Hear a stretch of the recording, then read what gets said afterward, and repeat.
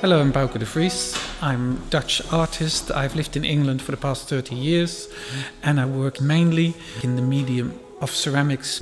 The work within that I use historical ceramics that have been damaged and I try to give them a new story and a new narrative and bring their history forward. The work that I'm presenting here is called War&Pieces. It was originally conceived as a commission for the Holbein Museum in Bath. I decided to use table decorations of the 17th and 18th century as an inspiration. We're absolutely thrilled to have War&Pieces here at Berrington Hall. For us, it's absolutely marvellous to have a work of this magnitude on show in Herefordshire and in such a fitting setting. When they started making table decorations, they used to be made out of sugar.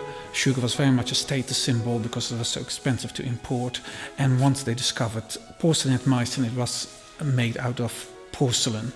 On the table, it's a battle between the sugar and the porcelain and also plastic, which I introduced as a small element of the work.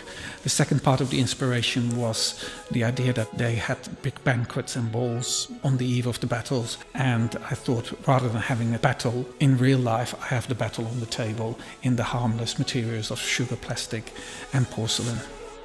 So here at Berrington Hall we have used the paintings on the wall of the big naval battles that Admiral Rodney was part of, and I used one of the elements. There's a very famous porcelain bowl which has some of his ships printed on it, and I used that ship and had it transferred to the plates, so in that way tying the naval battle scenes to the table and connecting it to the work and making it appropriate for the venue.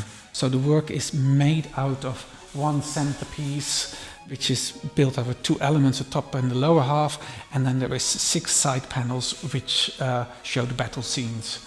It's wonderful to show War&Pieces here at Berrington Hall because this would have been just the kind of place where they would have been giving these banquets, and it's just the kind of place that you can imagine that they would have, for example, in Brussels on the eve of the Battle of Waterloo, where they all would get together around the table and celebrate the oncoming battle.